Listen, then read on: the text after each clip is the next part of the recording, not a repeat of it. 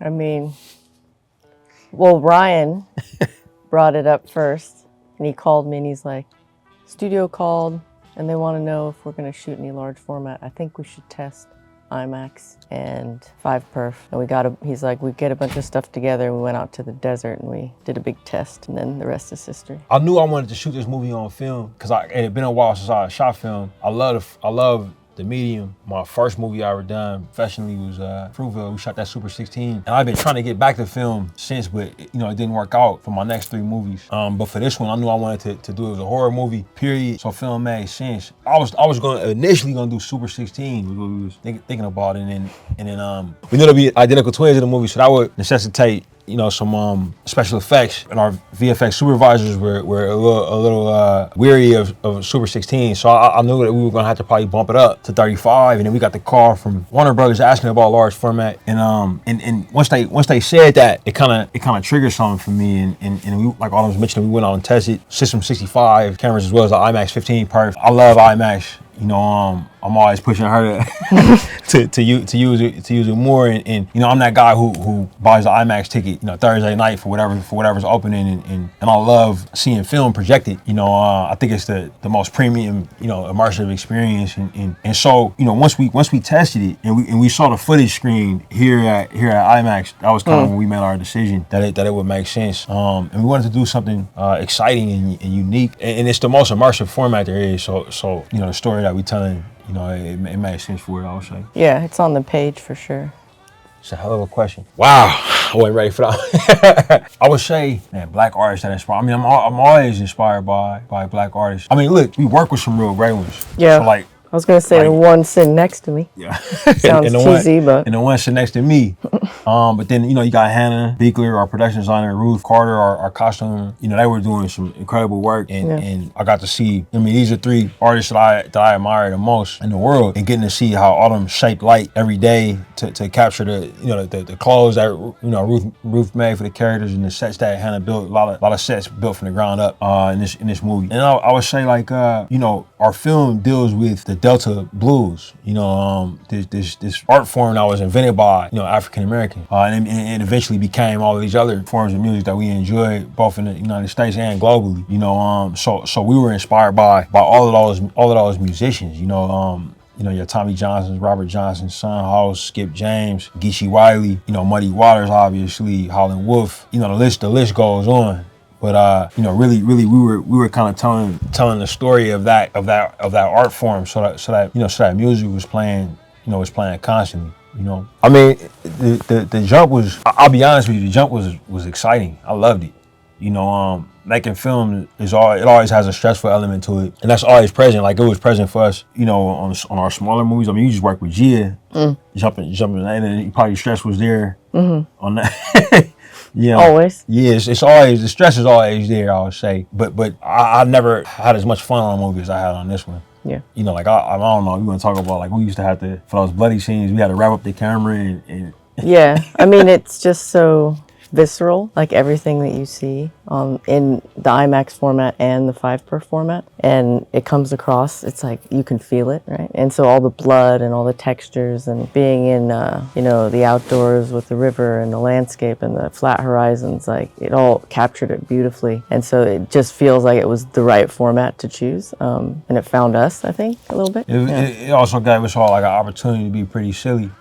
Like, I remember one time, I could never stop laughing. Remember when I was like, hey, Autumn, did you see the rehearsal? You was like, yeah. So this guy goes over this guy and and I'm like, man, I never had, all could be pretty serious when we shooting. But man, when she did that, man, it cracked everybody up. But you just had, it was just a blast, and everybody was really into it. Like, into the film of it all, and like, her crew, when they would do the mag changes, it was like everybody would stop and watch. You know what I mean? Like, it was like an event. You know what I mean? Watching them come in. I don't know if you want to talk about that. Yeah, I mean, we had most of the same crew we had on our last film, and so everyone knew each other. It was very much like a family, and the format itself, I think, brought everyone up to their A game. I mean, they're always doing that around Ryan, because that's, starts at the top, but I do feel like we had a lot of fun. Like, it wasn't, I think the stress is there because you want to make it an amazing film, But I would say it was such a fun set. Like everyone was happy to work hard. Everyone was happy with what we were getting. And that can be rare, like honestly, like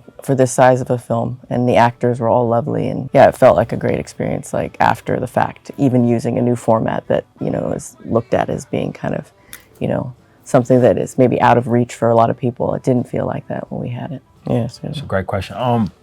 The big thing I would say was we had to be mindful of all of the aspect ratios, and all of them got a special ground glass made for us, where we had our 276, that would be the System 65 shots would be in our Sync sound cameras, and then she had you had the 190, Yeah. you had the 185. It's a crazy looking ground glass. Yeah. So much. What was all of the hash marks? I mean, we had 276, we had 190, and then we had 143. We also had ticks for 240, like just small ticks. So, I mean, as you're filming, you kind of want to just make a great film and frame it emotionally. So you're not like, you don't want to process too much in your head and, you know, give yourself a hard time. But it was important, I think, because a lot of the time we went to IMAX, we're on such important close-ups. You wanted to make sure they would be framed properly for when he wanted to have just the 276 cut. But, yeah.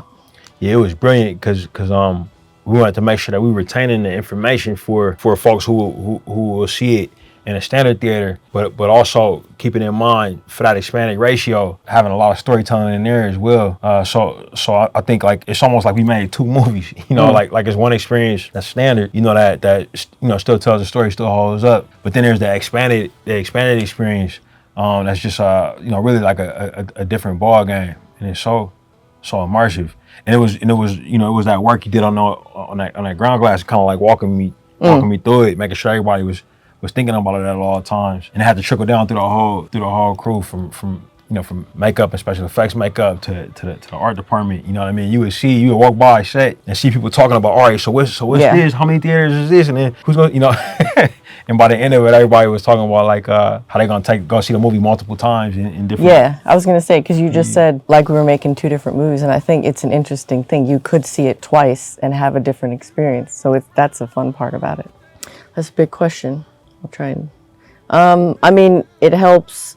This one, this is our second time at BAT, and the prior film pretty much was one of the biggest things that I'll ever shoot, and it lasted a year long. So we're very much family now, and we had the same team come with us on this one, most of them. And so, yeah, I mean, I kind of know what he likes now as far as like camera. He's very camera focused, so he knows how he likes to move around the camera, so I like that, and I'm very focused also on making sure the lighting is expressive and has a very, you know, big emotional quality for him, because his characters are very realized and have big emotional arcs. So I think at the beginning we just talk about what we want our audience to like feel from the film, and we go from there, and then he'll shout me out like different references that were important to him to take a look at, whether it's photography or different films.